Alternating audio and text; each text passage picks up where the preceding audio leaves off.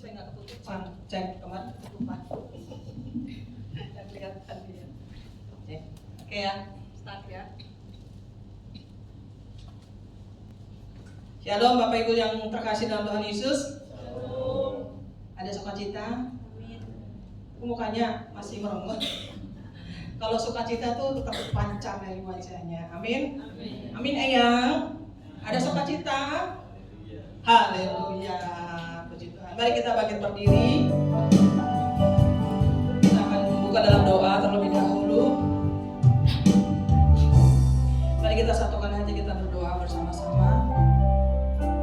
Bapa yang baik, sore hari ini kami datang menghadap hadirat-Mu ya Tuhan.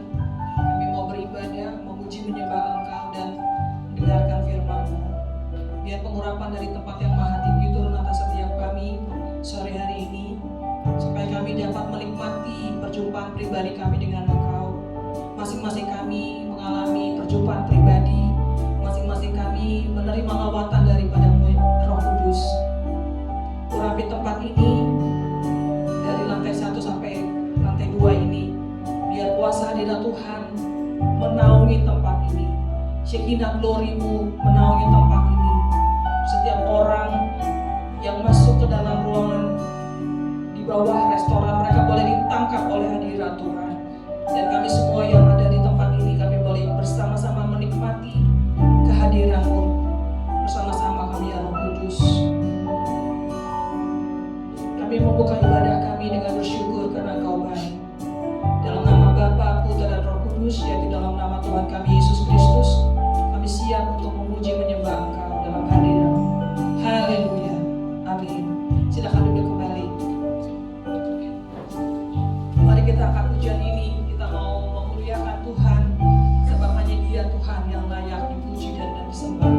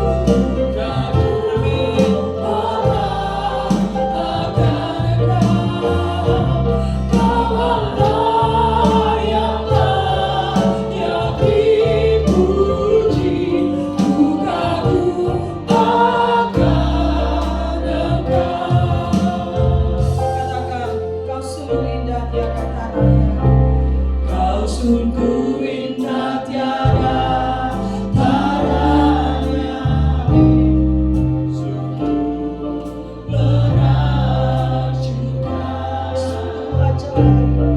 sungguh ajaib lebih mengerti, lebih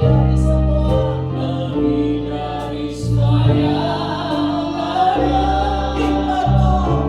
Hikmatmu tiada terselami, kasihmu dalam tak terduga. Kau sungguh indah tiada taranya, mulia dan berkuasa. Katakan dengan sungguh-sungguh, ku kagum pada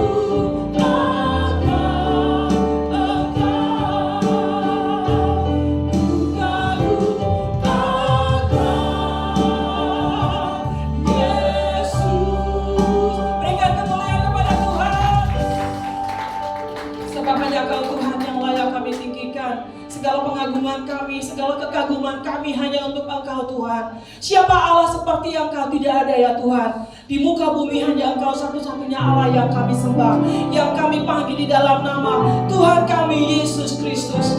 Terpuji-pujilah Engkau Tuhan, berperkara dengan kami di tempat ini sore hari ini.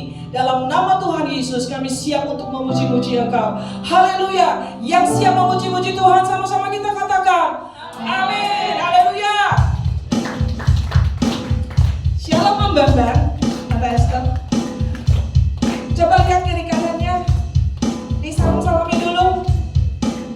Disalam-salami dulu. Karena kiri kanan kita ada Tuhan. Amin.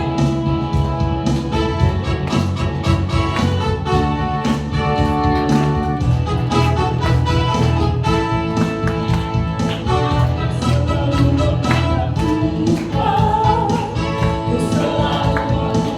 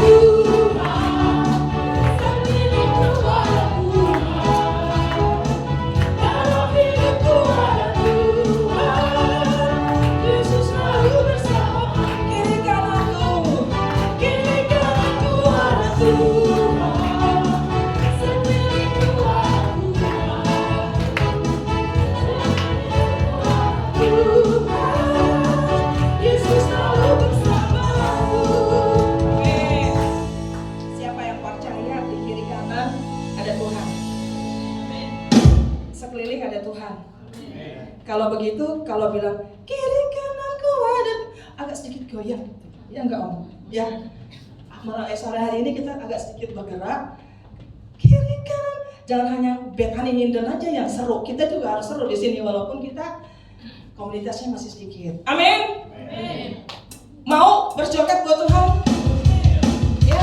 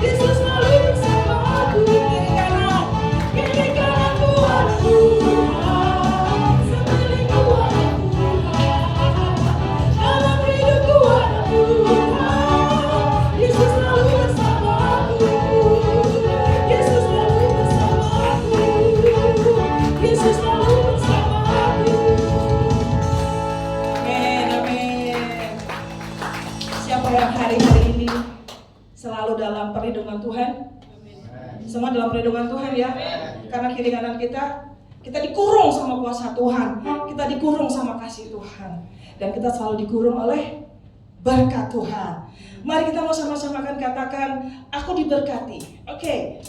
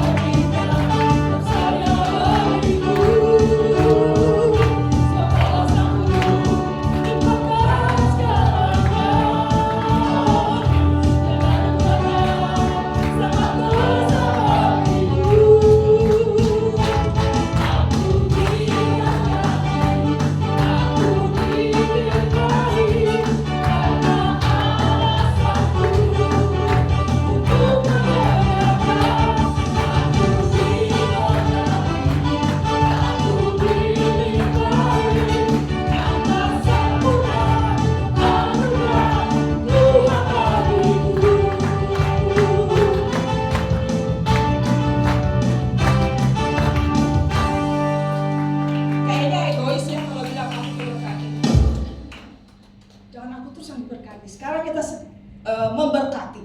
Kamu diberkati, kamu dilimpahi alasanku untuk menyerahkan. Kamu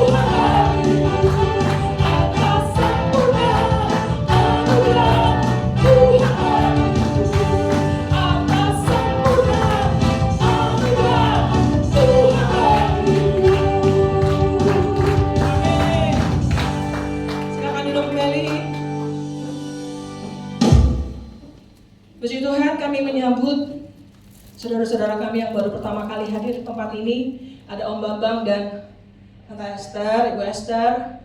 Ada Ibu Cia ya? Ibu Eni. Ya, Puji Arut ya. Puji Tuhan. Terima kasih sudah mau bergabung bersama kami sore hari ini. Biar sore hari ini kita bersama-sama mulai belajar firman Tuhan, dan kita juga akan masuk dalam perjamuan kudus hari ini. Udah dapat perjamuannya? Nanti ya. Kita akan mempersiapkan hati kita untuk masuk dalam firman Tuhan sore hari ini. Biar kita mau buka hati kita, apapun yang Tuhan mau bicara buat kita, biar izinkan Roh Kudus untuk menjamah hati dan pikiran kita.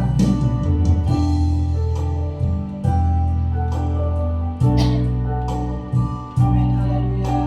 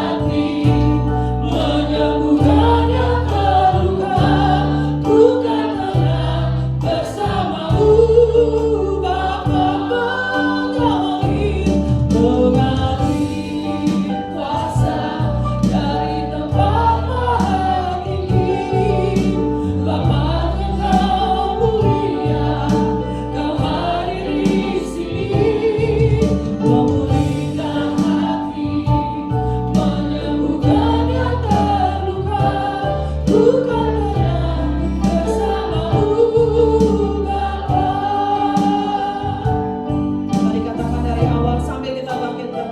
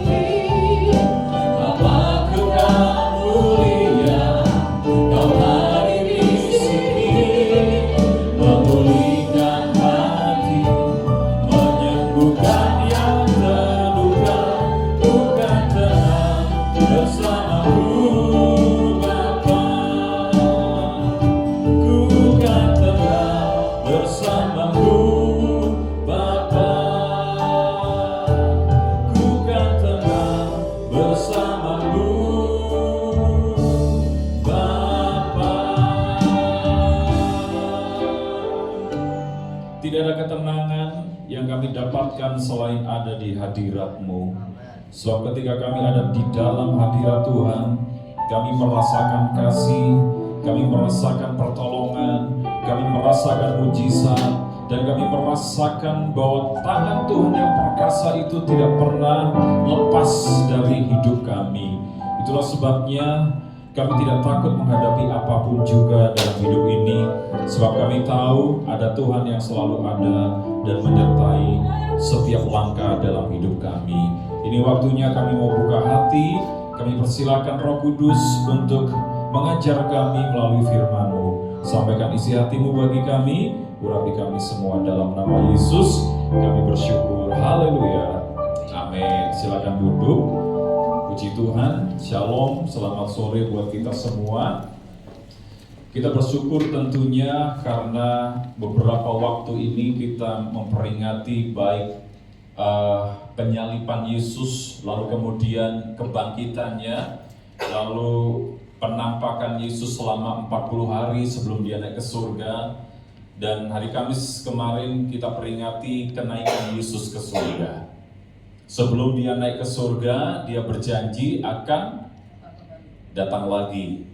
Dan juga dia naik ke surga untuk menyediakan tempat bagi kita. Dia naik ke surga untuk memberikan Roh Kudus bagi kita semua. Makanya di dalam Injil Yohanes 16 ayat 7 sampai 8 dikatakan demikian. Yohanes 16 ayat 7 sampai ayat yang ke-8. Namun benar yang kukatakan ini kepadamu adalah lebih berguna bagi kamu jika aku pergi, kata Yesus. Sebab jikalau aku tidak pergi, penghibur itu tidak akan datang kepadamu. Tetapi jikalau aku pergi, aku akan mengutus dia kepadamu. Dan kalau ia datang, ia akan menginsafkan dunia akan dosa, kebenaran, dan penghakiman. Jadi sebelum dia naik ke surga, atau Yesus naik ke surga, dia berjanji memberikan Roh Kudus. Untuk apa? Untuk menyertai kita dalam sepanjang perjalanan kehidupan kita.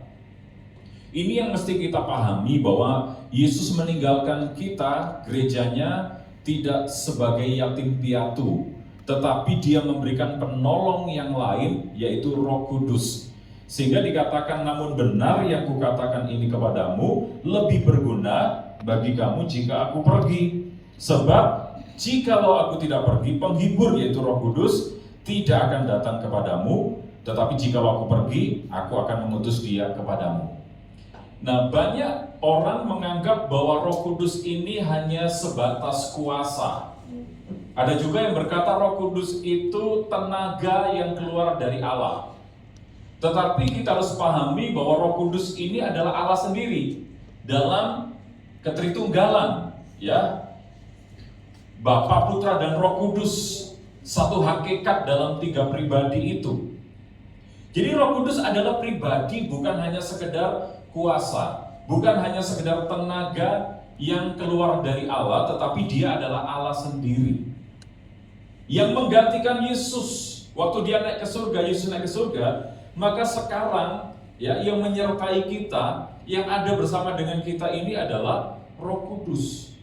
Dan di dalam teks yang kita baca tadi, atau ayat-ayat yang kita baca tadi, maka dikatakan di situ Roh Kudus punya peranan, punya fungsi yang penting dalam hidup kita. Karena yang pertama disebut sebagai penghibur. Ya. Kalau disebut penghibur itu berarti dia pribadi yang sanggup dan bisa untuk memberikan penghiburan di saat kita mengalami masa-masa sulit. Nah, ini yang mesti kita juga benar-benar yakini dalam hidup kita, bahwa kita ini nggak pernah dibiarkan sendiri. Sekalipun mungkin hari-hari ini ya kita mengalami masa-masa sulit, rasanya persoalan itu bertubi-tubi datangnya, silih berganti, gak kunjung selesai. Apa yang kita hadapi terus gitu kan, selesai masalah ini muncul masalah baru, selesai masalah baru muncul masalah yang lain. Tapi percayalah, ada Roh Kudus yang akan memberikan penghiburan kepada kita. Dan penghiburan yang Roh Kudus berikan itu tidak seperti apa yang dunia berikan. Orang-orang dunia biasanya kalau butuh hiburan atau butuh penghiburan, dia cari ke tempat-tempat hiburan. Tetapi itu semu, sementara adanya. Ya, anak-anak muda, hati-hati, jangan kita cari penghiburan di tempat atau di area yang salah yang dunia tawarkan. Karena itu sementara adanya dan bahkan bisa menjerat kita untuk masuk dalam lingkaran dosa. Tetapi penghiburan yang Roh Kudus berikan ini sifatnya adalah abadi dan Tuhan taruh di dalam hati kita, memampukan kita untuk berjuang menghadapi panasnya dunia ini, menghadapi teriknya perjalanan kehidupan yang kita lalui hari demi hari ini. Jadi di saat kita mulai lemah, kita harus ingat ada Roh Kudus dalam hidup kita. Dia akan memberikan penghiburan kepada kita, kekuatan untuk bertahan dalam menghadapi apapun juga, sehingga kita walaupun rasanya nggak selalu mudah dalam perjalanan hidup ini, kalau Roh Kudus memberikan penghiburan, kita akan tetap kuat bertindak untuk menghadapi apapun juga. Nah, di ayat 8 tadi dikatakan, dan kalau ia datang, ia akan menginsafkan dunia akan dosa. Jadi Roh Kudus itu peranannya bukan hanya memberikan penghiburan, tetapi menginsafkan manusia akan dosa. Jadi yang membuat manusia itu sadar bahwa saya salah di hadapan Tuhan, saya telah berdosa di hadapan Tuhan, itu karena ada Roh Kudus dalam hidup kita. Karena Roh Kudus itu fungsinya sebagai alarm. Alarm itu begini, kalau seseorang mau melakukan sesuatu yang salah, itu pasti ada peranan Roh Kudus sebagai alarm itu mengingatkan, jangan. Tetapi waktu kita mengikuti kehendak diri, lalu kita melakukan perbuatan-perbuatan dosa, contohnya, setelah itu apa? Ada perasaan gak enak kan? Gak ada orang habis mencuri misalnya, habis berbohong misalnya, habis melakukan dosa pelanggaran yang lain terus merasakan damai sejahtera, itu nggak ada ceritanya. Yang pasti adalah orang yang selesai melakukan pelanggaran di hadapan Tuhan pasti merasa bersalah. Contohnya, waktu manusia pertama Adam dan Hawa ini berbuat dosa, apa yang mereka lakukan? Sembunyi dari hadapan Allah karena merasa tidak layak, merasa malu, ya, merasa ada sesuatu yang yang perlu mereka tutupi dari Allah. Sehingga ketika Allah memanggil Adam, di manakah engkau? Mereka sembunyi dari hadapan Allah. Dosa itu membawa orang dalam perasaan yang malu, dalam perasaan tidak layak, dalam perasaan yang merasa tidak diterima oleh Tuhan. Tapi kita bersyukur Roh Kudus itu punya fungsi untuk mengingatkan kita bahwa apa yang akan kita lakukan itu salah. Dan juga mengingatkan kita bahwa apa yang telah lakukan itu gak berkenan, makanya kita harus hidup di dalam pertobatan. Makanya ini peranan yang penting dari Roh Kudus. Saya gak bisa bayangkan kalau Roh Kudus gak diberikan bagi kita umat manusia, maka gak ada alarm lagi dalam hidup kita. Ya, akibatnya gini, orang melakukan kesalahan itu dianggap sesuatu yang lumrah aja. Orang melakukan sesuatu yang keliru di hadapan Tuhan, ya dianggap itu baik-baik aja. Tapi ketika ada Roh Kudus dalam hidup kita, tadi saya sudah katakan, waktu kita mau melangkah melakukan sesuatu yang gak berkenan, itu pasti ada perasaan yang gak nyaman di hati kita. Ada perasaan yang seperti bertolak belakang di hati kita. Karena Roh Kudus ada di dalam hidup kita, berfungsi untuk menginsafkan kita akan dosa. Sehingga kita bisa mengerti bahwa Roh Kudus punya peranan untuk mengingatkan kita agar kita tidak berbuat sesuatu yang salah. Dan ketika kita sudah melakukan kesalahan, kita menyadari kesalahan itu dan tidak mengulanginya kemudian hari. Artinya bertobat. Lalu masih di ayat 8 tadi dikatakan, dan kalau ia datang, ia akan menginsafkan dunia akan dosa, kebenaran dan penghakiman. Ya, karena Roh Kudus itu adalah Roh kebenaran. Dia bukan hanya memberikan alarm kepada kita untuk mengingatkan bahwa kita salah di hadapan Tuhan, tetapi Dia juga roh kebenaran yang akan menuntun kita, memampukan kita hidup dalam kebenaran. Kebenaran itu standarnya Tuhan. Jadi kalau kita tahu apa yang Tuhan mau dalam hidup kita, hidup benar. Benar sesuai dengan kriterianya Tuhan, bukan berdasarkan apa yang kita pandang sebagai manusia itu benar. Karena seringkali apa yang kita nilai bahwa kita telah melakukan sesuatu yang benar, belum tentu itu benar di hadapan Tuhan. Karena di dalam Alkitab, kebenaran manusia itu seperti kain kotor, kebaikan manusia itu seperti kain kotor. Gak ada sesuatu yang bisa mengubah keadaan manusia untuk bisa diterima dengan upayanya sendiri itu, karena seperti kain kotor. Nah, itulah sebabnya Roh Kudus penting memberikan kepada kita tuntunannya untuk kita bisa hidup di dalam kebenaran dan berjalan di dalam kebenaran serta melakukan apa yang benar di hadapan Tuhan. Ya, yaitu melalui firman Tuhan ini. Seringkali kan justru sebaliknya, orang itu lebih gampang atau lebih mudah melakukan yang salah ketimbang yang benar. Untuk melakukan yang salah itu nggak perlu sekolah. Untuk melakukan hal yang keliru atau kesalahan demi kesalahan itu nggak perlu kursus. Karena manusia punya natur, punya kodrat, gampang justru untuk melakukan hal-hal yang keliru daripada hal yang benar di hadapan Tuhan. Nah, bagaimana caranya supaya hidup kita ini selaras sesuai seperti apa yang Tuhan mau, yaitu hidup di dalam kebenaran. Ya, mempersilakan hidup kita dituntun oleh Roh Kudus supaya kita bisa tahu mana yang benar dan terus hidup benar dan menghidupi kebenaran itu dalam hidup ini. Jadi paling tidak dari dua ayat ini kita mengenali ada 3 peranan Roh Kudus yang diberikan bagi kita. Yang pertama tadi bahwa Roh Kudus itu memberikan penghiburan. Yang kedua, Roh Kudus itu memberikan kepada kita alarm, ya, alarm untuk mengingatkan kita akan dosa supaya kita tidak berbuat dosa. Atau kalau kita sudah terlanjur berbuat dosa, Dia ingatkan kita bahwa itu salah dan menuntun kita kepada pertobatan. Dan yang ketiga, peranan Roh Kudus dari teks yang kita baca tadi itu membawa kita hidup di dalam kebenaran. Nah, pertanyaannya sekarang adalah begini.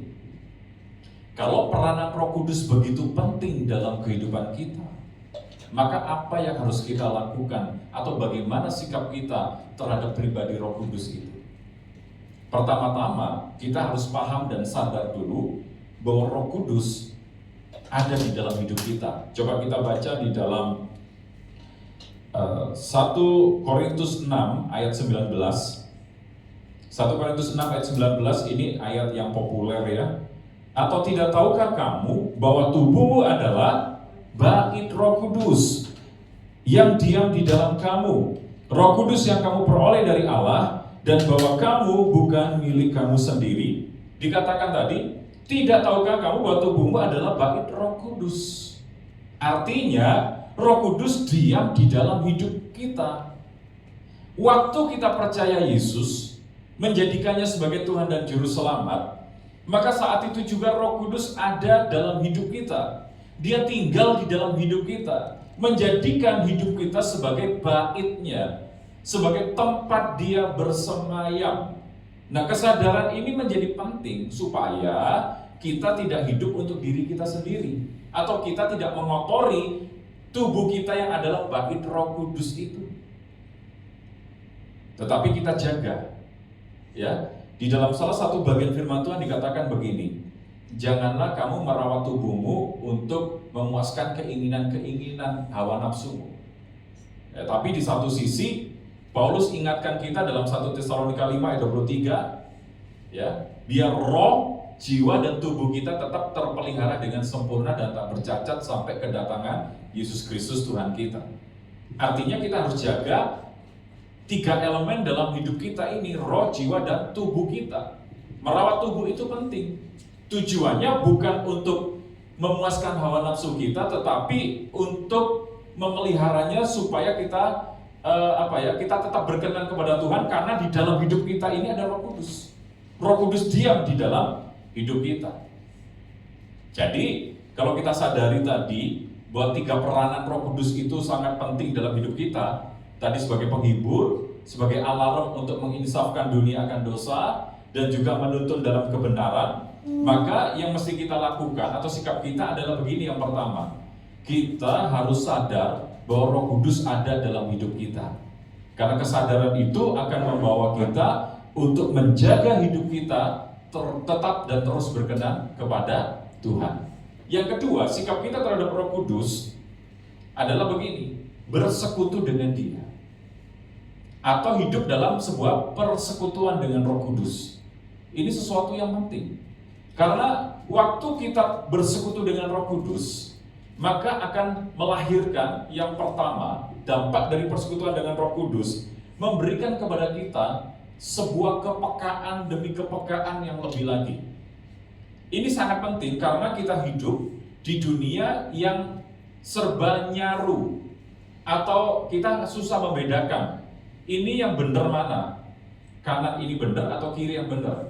Itu sudah nyaru sekarang. Kebenaran itu sudah dibungkus dengan sebuah kebohongan yang kemudian dipercayai menjadi sebuah kebenaran. Ya. Kebohongan itu dibungkus dengan sebuah bingkisan-bingkisan tertentu yang kemudian orang menganggap bahwa kebohongan itu sebagai kebenaran. Kalau kita nggak punya kepekaan, kita nggak bisa membedakan mana yang benar dan mana yang nggak benar, mana yang kudus dan mana yang najis, mana yang berkenan dan mana yang nggak berkenan kepada Tuhan. Makanya persekutuan dengan Roh Kudus itu mesti kita bangun setiap waktu, supaya waktu kita bersekutu dengan Roh Kudus, kita diberikan kepekaan oleh Tuhan. Ini contohnya dalam Alkitab ya. Ada satu raja yang muda menggantikan ayahnya, yaitu Salomo. Salomo ini baru belum terlalu lama jadi raja. Tiba-tiba pagi-pagi ada 2 ibu yang rebutan anak. Dua-duanya ini perempuan sundal, ya, 2 ibu ini perempuan sundal yang tinggal dalam satu rumah. Kemudian ibu yang satunya ini mungkin tidurnya terlalu lelap sampai tindis anaknya dan anaknya mati. Ya. Lalu kemudian ketika dia lihat anaknya mati, ditukar ke anak dari temannya itu. Ibu yang asli kan tahu dong ciri-ciri bayinya itu. Akhirnya ribut, rebutan bayi kan, saling klaim, ini bayi saya. Ibu yang satunya bilang, bukan, ini bayi saya. Akhirnya nggak selesai di rumah itu, dibawa ke raja. Nah, di hadapan Salomo, 2 ibu ini rebutan. Salomo juga bingung, ini gimana ini menyelesaikan masalah ini. Lalu Roh Kudus memberikan kepekaan kepada Salomo ini untuk bertindak dengan hikmat dan tuntunan Tuhan. Lalu dia berkata apa? Pengawal, tolong ambilkan saya sebilah pedang, supaya adil bagi 2 ibu ini. Dipotong aja anak ini jadi 2, dibagi jadi 2. Ibu yang palsu ngomong gini, itu ide yang sangat bagus raja, supaya adil bagi kami, dibelah aja, dipotong aja. Tapi ibu yang asli berkata, tolong jangan diapa-apakan. Kalau saya harus memberikan kepada ibu itu, saya rela memberikannya, tapi tolong jangan dipotong. Kan ketahuan mana ibu yang asli dan mana ibu yang palsu. Gak ada lah ibu di dunia ini yang tega demi katanya sebuah keadilan rela memberikan anaknya untuk dibagi 2. Gak ada. Disitulah ya kepekaan Tuhan itu, kepekaan dari Roh Kudus itu Tuhan berikan kepada Salomo untuk menyelesaikan persoalan yang pelik, yang kelihatannya gak ada jalan keluarnya, karena Salomo gak tahu persis duduk persoalan saat itu. Tapi Tuhan bekerja melalui Salomo. Ini kepekaan. Contoh lagi, ya sekarang ini kan kita berada di dalam dunia tipu-tipu. Artinya banyak orang yang memanfaatkan relasi atau apapun untuk bukan benar-benar murni untuk cari nafkah atau cari income, tetapi nipu gitu kan. Baru tadi ya, ini sudah kejadian berapa kali ya, Tiba-tiba saya dapat WA dari salah satu kurir di Jakarta ini, Pak, saya mau antar paket Bapak COD 49.000. Saya lihat pesanan yang tertera di situ adalah produknya teh. Saya ingat-ingat saya nggak pernah pesan teh, di rumah banyak teh gitu. Saya nggak mungkin pesan teh. Terus akhirnya saya bilang, maaf saya nggak pernah pesan teh. Kurirnya bilang, oh ya sudah kalau begitu terima kasih infonya Pak. Sekarang banyak modelnya seperti itu. Sebelumnya ya saya salah juga. Saya coba belanja di online, tapi di platform yang salah, bukan di e-commerce seperti Tokopedia atau Shopee atau yang lain. Tapi waktu saya buka Facebook ada penawaran di situ. Memang bajunya bagus, mau beli buat Ibu Nancy, buat istri saya. Tiba-tiba yang datang berbeda. Yang datang kaos laki-laki, kaos kerah gitu, 2 biji. Waduh, ini saya ditipu ini. Saya mau komplain, nomor yang tertera di situ nggak bisa dihubungi. Saya komplain ke kurirnya, ya kurirnya nggak bisa apa-apa karena dia pihak ketiga kan, bukan dia pelakunya. Nah sekarang kita ini ada di dunia yang serba nggak jelas. Ya, penampakan mungkin orang itu di hadapan kita baik, belum tentu hatinya seperti itu. Bahkan kita ketemu orang di dunia bisnis, ya ketemu customer atau ketemu pelanggan dan lain sebagainya, ya itu bisa saja kita terjebak dan tertipu di situ. Makanya penting untuk kita bersekutu dengan Roh Kudus supaya apa? Roh Kudus memberikan kepada kita kepekaan. Kalau kita diberikan kepekaan, kita bisa mengenali orang ini punya maksud terselubung atau maksud hati yang tulus untuk melakukan segala sesuatu. Ya. Kalau kita ditawari oleh orang yang nggak kita kenal atau baru kita kenal, ya kalau Tuhan berikan kepekaan kepada kita akan dimampukan untuk bisa mengenali orang ini punya motivasi terselubung atau tulus melakukannya. Dalam segala hal kepekaan ini menjadi penting karena kita selalu diperhadapkan dengan orang-orang yang kita nggak tahu latar belakangnya, orang-orang yang nggak tahu hatinya. Kan saya nggak tahu hati semua kita yang ada di tempat ini, tapi kan Tuhan tahu hati kita. Nah makanya persekutuan dengan Roh Kudus itu akan memungkinkan dan memampukan kita untuk memiliki kepekaan, sehingga kita bisa mengenali, ya ada niat-niat orang jahat yang akan menjebak kita, ya ada niat-niat orang jahat yang akan menjatuhkan kita, dan sekaligus kepekaan itu akan membuat kita bisa mendeteksi dan mengenali adanya spirit atau roh-roh asing yang mungkin ada di sekitar kita. Nah, di Jakarta saya banyak melayani orang-orang yang kesurupan, orang-orang yang kerasukan, terus mendoakan rumah yang berhantu. Makanya saya di sana kan selalu bilang gini, kalau ada rumah dijual murah karena rumah itu berhantu, beli aja. Nanti kita doakan, hantunya setannya keluar, ditinggalin setelah itu. Jadi ya Pak Bambang, kalau ada yang jual rumah murah, kenapa dijual rumah murah? Karena berhantu, beli aja, didoakan setelah itu. Didoakan, setannya keluar, ditinggalin. Atau kalau enggak, setelah itu dijual lagi, bisa untung ya Pak Eri, bisa untung. Jadi nanti kalau ada di Saung Jajal, rumah dijual murah, karena ada hantunya, dibeli aja. Nanti kita doakan rame-rame. Biasanya dalam pelayanan seperti itu Tuhan memberikan kepekaan untuk bisa mengenali spirit apa yang ada di area atau di dalam rumah itu. Ya, kalau kita belajar firman Tuhan di dalam kitab Efesus, surat Efesus 6 itu kan sistem pemerintahan dari setan itu kan terstruktur. Penguasa-penguasa, penghulu-penghulu dan roh-roh jahat di udara. Mereka punya strategi yang terstruktur. Misalnya gini, area ini apa namanya? Masih Klojen. Cokro Aminoto ini, Jalan Cokro Aminoto ini ada spirit atau roh apa yang menguasai. Yaitu makanya biasanya kami melakukan doa keliling itu untuk memetakan pemetaan rohani, sehingga kita bisa mengenali kira-kira roh apa yang menguasai di teritori atau di area tertentu. Nah, itu kepekaan akan membawa kita bisa mengenali itu. Yang biasanya ada gejala yang bisa dilihat. Gejalanya misalnya, kok hampir semua orang-orang di area itu minum mabuk misalnya. Hampir semua orang-orang di area itu ada area prostitusinya dan lain sebagainya. Nah, itu berarti ada roh yang menguasai teritori atau area tersebut.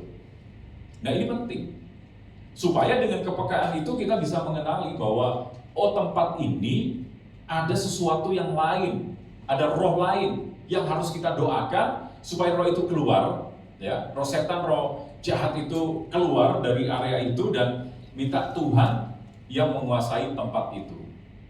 Tapi juga kepekaan ini bukan hanya sekedar kita bisa mengenali bahwa di satu tempat, di satu rumah itu ada kuasa kegelapannya. Mestinya kepekaan yang Roh Kudus berikan itu memampukan kita juga untuk merasakan hadirat Tuhan. Nah, cuman banyak orang Kristen itu kebalik, lebih peka kehadiran setan daripada kehadiran Tuhan. Ya, sedikit-sedikit, saya merinding, kayaknya ini ada setan di sini. Saya merinding, kayaknya ada hantu di sini. Tapi kalau ke gereja, kalau doa nggak pernah, saya merasakan Tuhan jamah saya, ada hadirat Tuhan di sini. Itu kan kebalik, ya. Jadi kepekaan yang Roh Kudus berikan itu memampukan kita untuk bisa mengenali spirit-spirit apa atau roh-roh apa yang menguasai satu tempat tertentu, satu area tertentu, dan sekaligus memampukan kita untuk bisa merasakan hadirat Tuhan. Ya, kita percaya firman Tuhan kan katakan gini, 2-3 orang berkumpul dalam nama Tuhan, Dia hadir. Kita percaya itu. Tapi kok saya nggak pernah merasakan kehadiran Tuhan? Nah, orang yang merasakan kehadiran Tuhan itu nggak harus tangannya getar-getar, enggak. Ya, nggak harus orang gelepar-gelepar, enggak juga. Ya, Roh Kudus kalau hadir menjamah kita bisa menikmatinya. Ada satu aliran sungai yang menyejukkan, membuat kita rasa damai, contohnya. Tapi juga kadang-kadang Roh Kudus hadir untuk membersihkan kita, sehingga Dia seperti api yang menghanguskan, api yang memurnikan itu. Roh Kudus juga kalau hadir, kita bisa merasakan seperti kita dirangkul, dipeluk oleh seorang yang kita kasihi, sehingga kita nggak tahan untuk menangis dan lain sebagainya. Nah, pengalaman tiap orang itu berbeda-beda. Tapi artinya kalau kita erat dengan Roh Kudus, bersekutu dengan Dia, kita akan diberikan kepekaan. Peka bisa mengenali orang yang berbuat jahat atau berniat jahat. Yang kedua, peka kalau ada spirit-spirit atau roh-roh yang menguasai satu area tertentu, dan juga peka dengan kehadiran Tuhan sendiri. Yang kedua, kalau kita bersekutu dengan Roh Kudus, maka kita akan dimampukan untuk menghasilkan buah-buahnya, buah-buah Roh Kudus. Ya, buah-buah Roh Kudus kita tahu, kita baca lagi ya dalam Galatia pasal yang kelima, mengingatkan aja. Saya pikir kita sudah menghafal bahkan ya. Gilbert hafal ya buah-buah Roh Kudus. Galatia 5, 22 sampai 23 saya bacakan aja supaya cepat. Galatia pasal yang kelima ayat 22. Tetapi buah roh ialah kasih, sukacita, damai sejahtera, kesabaran, kemurahan, kebaikan, kesetiaan, kelemah lembutan, penguasaan diri. Tidak ada hukum yang menentang hal-hal itu. Ya, kenapa disebut buah?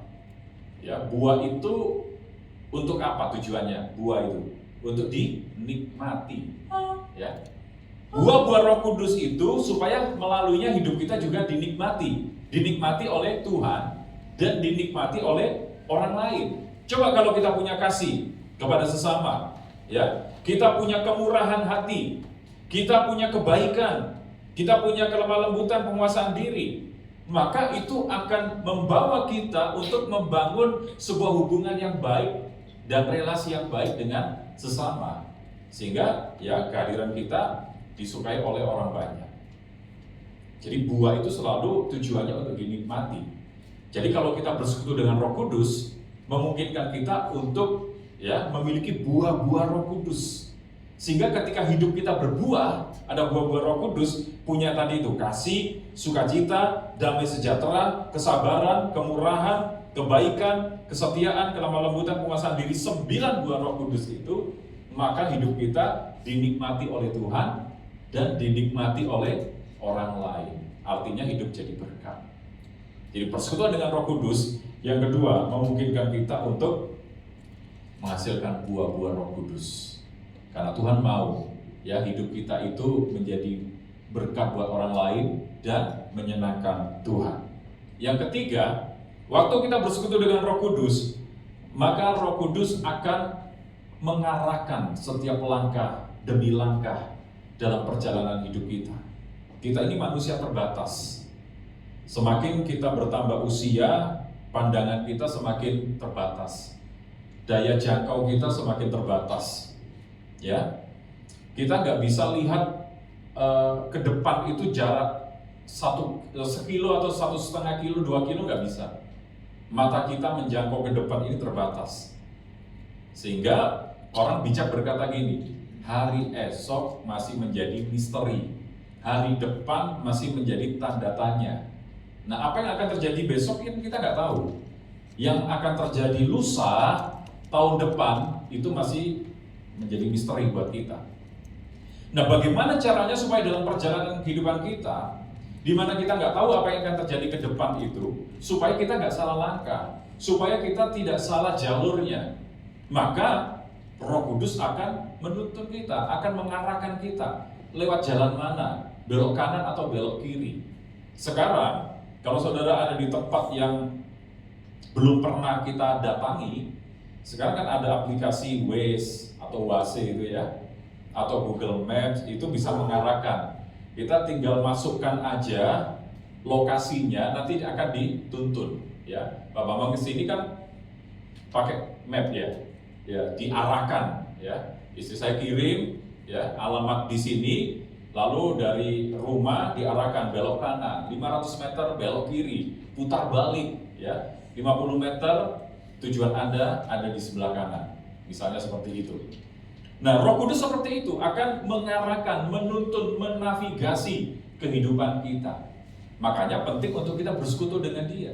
Kalau kita jalan sendiri, kita bisa tersesat, salah arah, salah langkah. Bisa jadi jalan yang kita ambil itu adalah jalan yang keliru, jalan yang salah, yang menuju kepada kebinasaan, yang menuju kepada kematian pada akhirnya. Nah, caranya bagaimana supaya kita tidak tersesat, tapi sampai pada tujuan yang Allah mau? Bersekutu dengan Roh Kudus, supaya persekutuan itu membawa kita hidup sepenuhnya diarahkan. Roh Kudus akan mengarahkan kita 500 meter belok kanan, kita ikut belok kanan. Masalahnya sudah diarahkan tapi kita nggak mau ikut, mau ikuti jalan kita sendiri. Akhirnya kita bisa salah arah. Jadi 3 hal ini berkat dari persekutuan dengan Roh Kudus. Yang pertama akan memberikan kepekaan kepada kita. Yang kedua, persekutuan dengan Roh Kudus menghasilkan buah-buah Roh Kudus sehingga hidup kita dinikmati sama Tuhan dan dinikmati oleh orang lain. Dan yang ketiga, persekutuan dengan Roh Kudus akan membawa kita hidup dinavigasi oleh Roh Kudus, diarahkan oleh Roh Kudus, dituntun sepenuhnya oleh Roh Kudus. Jadi hari ini kesimpulan dari apa yang kita dengar, Yesus sebelum naik ke surga, Dia berjanji memberikan Roh Kudus. Dan beritanya hari ini adalah Roh Kudus yang dijanjikan ada di dalam hati kita.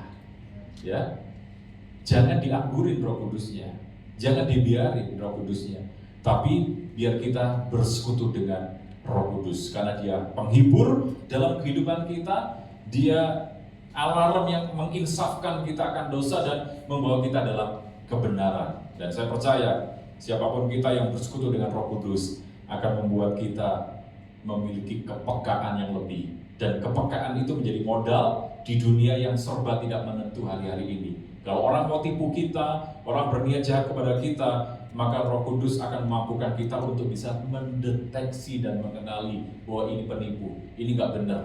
Jadi kalau kita memulai bisnis, memulai usaha dan apapun juga, kita nggak salah.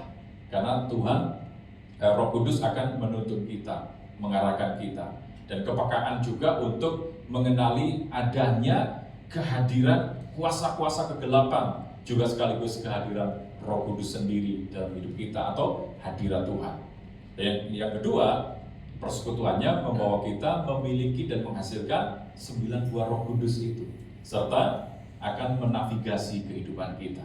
Mari kita bangkit berdiri, kita mengucap syukur untuk firman Tuhan hari ini, biar setiap kita melibatkan Roh Kudus dalam kehidupan kita. Terima kasih Tuhan. Kita akan masuk dalam perjamuan kudus sebentar lagi. Perjamuan kudus ini adalah perjamuan Tuhan sendiri.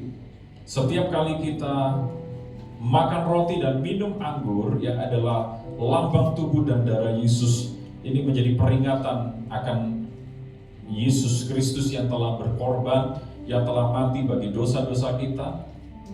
Dia disalibkan bagi pelanggaran kita, supaya kita yang percaya kepadanya tidak binasa, melainkan memperoleh kehidupan yang kekal. Karena itu beberapa waktu ini kita lihat hidup kita, kalau ada kesalahan, kalau ada dosa, kita minta ampun kepada Tuhan. Supaya perjamuan kudus ini mendatangkan berkat, bukan mendatangkan kutuk buat kita. Ampuni kami Tuhan, layakkan kami di hadapan-Mu. Terima kasih Tuhan, ampuni kami Tuhan. Ampuni kami ya Roh Kudus. Ampuni kami. Ampuni perkataan, pikiran, tindakan kami yang tidak berkenan. Terima kasih Tuhan, terima kasih Bapa. Kau baik Tuhan. Kau baik karena Engkau memberikan Roh Kudus buat setiap kami. Dia adalah pribadi Allah itu sendiri dan bersemayam di dalam hidup kami. Waktu kami bersekutu erat dengan Dia, dengan Roh Kudus, maka Engkau akan memberikan kepekaan. Kami akan menghasilkan buah-buah Roh Kudus. Hidup kami akan dinavigasi, akan dituntun, diarahkan oleh Roh Kudus. Terima kasih Tuhan, terima kasih Bapa. Terima kasih sekali lagi Tuhan, kuduskan kami. Terima kasih Tuhan. Kami masuk perjamuan kudus dengan hati dan penuh ucapan syukur. Mari kita angkat roti di tangan kanan kita tinggi-tinggi. Sebab apa yang telah kuteruskan kepadamu telah aku terima dari Tuhan Yesus, yaitu bahwa Tuhan pada waktu diserahkan Ia mengambil roti dan sesudah itu Ia mengucap syukur atasnya. Ia memecah-mecahkannya dan berkata, inilah tubuhku yang diserahkan bagi kamu. Perbuatlah ini menjadi peringatan akan aku. Bukankah roti yang atasnya kita pecah-pecahkan adalah persekutuan dengan tubuh Kristus? Katakan amin. Mari kita makan dengan iman dalam nama Yesus.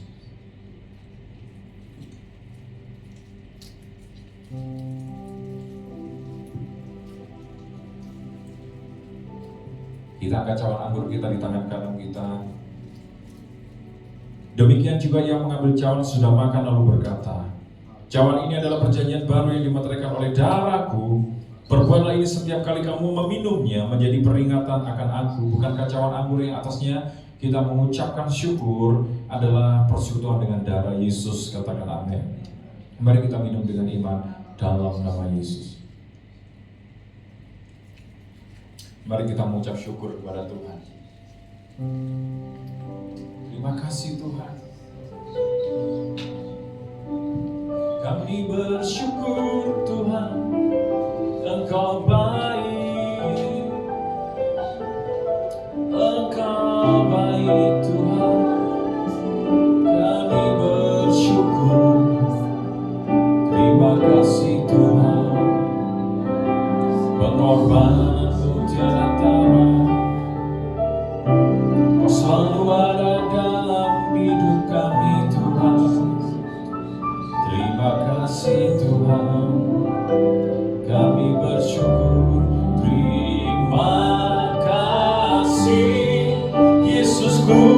Terima kasih Yesusku. Puji syukur hanya bagi Tuhanku. Terima kasih Yesusku. Terima kasih Yesusku. Puji syukur hanya bagi Tuhanku. Terima kasih Tuhan. Terima kasih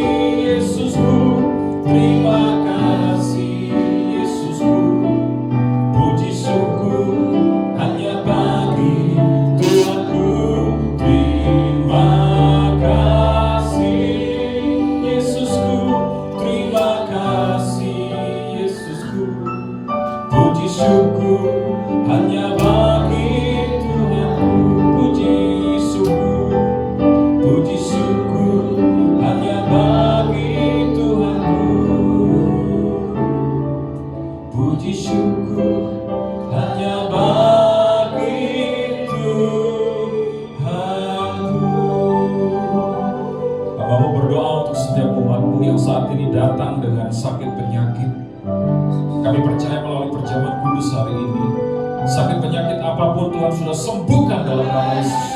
Dan kami katakan oleh bilur-bilur darah Yesus, sakit apapun sembuh dalam nama Yesus. Kalau ada yang yang datang dengan masalah, dengan beban berat, rasanya jalan buntu, kami percaya saat ini Tuhan telah buka jalan, memberikan jalan keluar dalam kehidupan kami. Ada terobosan dalam hidup kami di dalam nama Yesus. Berkati kami semua Tuhan. Dan hari ini kami berkata di hadapan-Mu, kami terus mau bersekutu dengan Roh Kudus lebih lagi, lebih erat lagi, karena Dia adalah pribadi Allah sendiri yang telah diutus oleh Tuhan Yesus untuk menyertai kami sampai kesudahan zaman. Terima kasih untuk firman-Mu, terima kasih untuk hari ini. Kami kembalikan segala hormat hanya bagi-Mu. Dalam nama Yesus kami bersyukur. Amin. Silakan duduk Bapak Ibu. Puji nama Tuhan. Bapak Ibu diberkati sore hari ini. Terima kasih Pak Moses untuk firman-Nya. Biar firman-Nya menjadi kekuatan, jadi rema dalam kehidupan kami selanjutnya. Kita akan memberikan persembahan yang terbaik untuk Tuhan sore hari ini. Sebelumnya mari kita berdoa. Tuhan Yesus, ini saatnya kami mau menabur untuk memberkati pelayanan ini, biar setiap taburan ini adalah benih iman kami kepada Engkau. Berkati setiap Bapak Ibu, saudara-saudari yang memberikan persembahan sore hari ini, berlipat kali ganda dalam nama Tuhan Yesus. Haleluya. Amin. Selamat memberi, Tuhan Yesus memberkati. Silakan Ibu. Iya.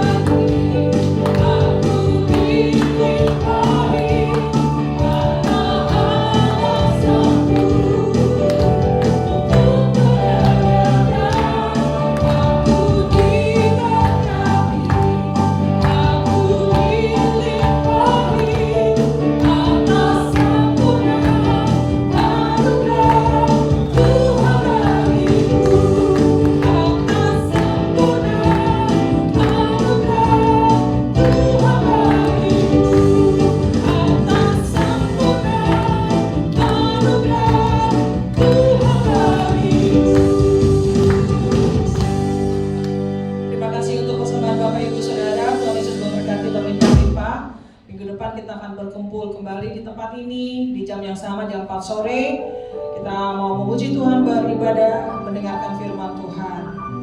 Mari kita ajak teman-teman untuk datang bergabung di tempat ini, biar melalui kehidupan kita jadi berkat bagi orang lain. Seperti firman yang tadi disampaikan oleh Pak Moses.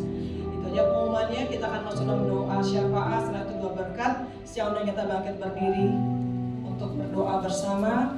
Kita akan pujian ini terlebih dahulu, mengalir kuasa dari tempat maha tinggi.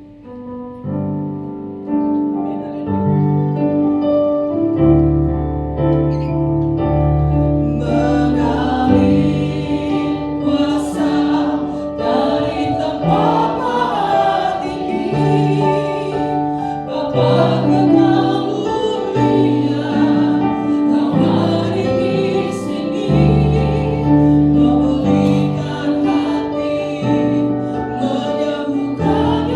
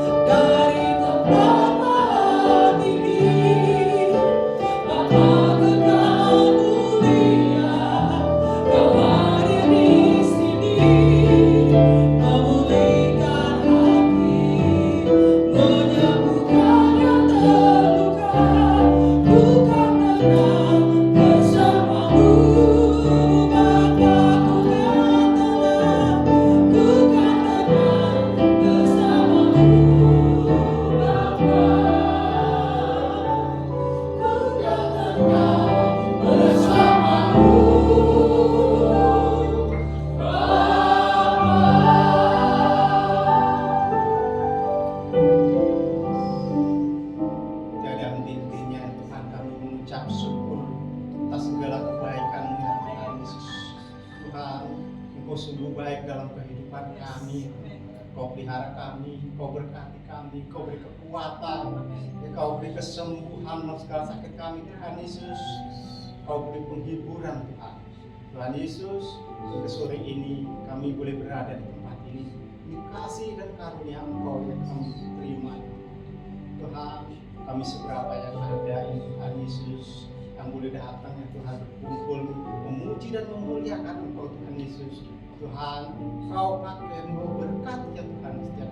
Bahkan kami berdoa ya Tuhan, yang umat sidang yang belum bisa berhadir ya Tuhan pada kesempatan itu, kami tidak mengerti apa yang menjadi ya Tuhan di dalam mereka, Tuhan. Kami percaya Tuhan, jamahan kuasa Tuhan, Kau yang Maha Tahu, Kau ya Tuhan Yesus, yang Kau cukupi Tuhan Yesus apa yang menjadi kekurangan mereka. Bapa di surga, sore ini Tuhan, kami penuh dengan kekurangan Tuhan Yesus, segala ya Tuhan perbuatan kami itu yang tidak berkenan di hadapan Engkau ya Tuhan Yesus, melalui perkataan, pikiran, tingkah atau apapun Tuhan Yesus, ampuni kami Tuhan Yesus, layakkan kami ya Tuhan di hadapan Engkau ya Tuhan Yesus. Bapa di surga, jangan Engkau biarkan ya Tuhan kami jalan sendirian Tuhan Yesus. Tuntun kami dengan kuasa Roh Kudus juga, sehingga menghasilkan buah ya Tuhan, buah kasih ya Tuhan, ya Tuhan, untuk berguna kemuliaan dan nama Engkau. Bapa di surga, Tuhan kami sudah memuji muliakan Tuhan, kami sudah mendengarkan daripada sabda firman Tuhan Yesus. Tuhan, materaikan ya Tuhan dalam kehidupan kami Tuhan Yesus, sehingga Tuhan kami berkenan di hadapan Engkau ya Tuhan Yesus. Pakai ya Tuhan pelayanan Tuhan Gembala ya Tuhan, makin hari ya Tuhan, makin ya Tuhan sampai Tuhan Yesus. Pastinya berkati keluarga ya Tuhan, berkasih membuatnya tadi sore ini berada di tempat ini ya Tuhan Yesus. Kami juga berdoa apa yang jadi kemuliaan umat Tuhan Yesus, yang usaha Engkau berkati, Engkau usaha apapun itu Tuhan Yesus, Engkau Allah campur tangan. Juga Tuhan yang masih duduk di bangku sekolah Tuhan Yesus, berikan mereka hikmat kepandaian Tuhan, pakai mereka Tuhan Yesus, dan kami percaya itu berkat yang tidak akan sia-sia Tuhan. Tuhan limpahkan Bapa di surga. Terima kasih, dan kami berdoa Tuhan untuk negara kami ya Tuhan, Indonesia Tuhan, kami serahkan kelawatan Tuhan itu, para pemimpin negara ini Kau pakai ya Tuhan Yesus, khususnya Tuhan untuk kota Malang ini Tuhan Yesus, di mana kami berada Tuhan. Tuhan Yesus, jauhkan dari kuasa roh jahat Tuhan, kemuliaan nama Tuhan kota ini. Kami berdoa buat tempat ini ya Tuhan Yesus, tempat kami sekarang boleh berkumpul Tuhan, jauhkan dari kuasa roh jahat, berkati ya Tuhan Yesus, berkat Allah. Kami percaya Tuhan Yesus, tidak ada yang mustahil Tuhan terjadi Tuhan, kehendak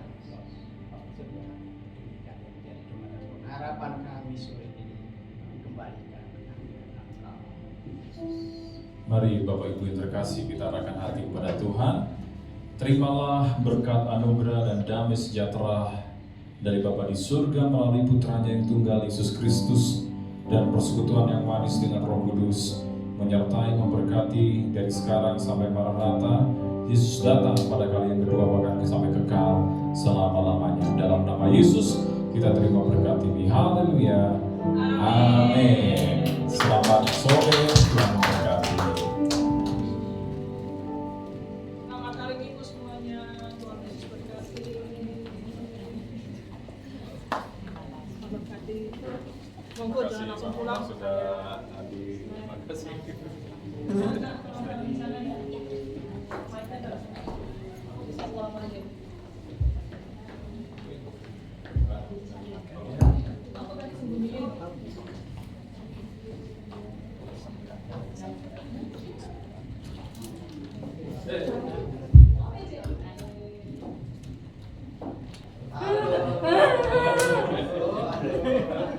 Hafal ya.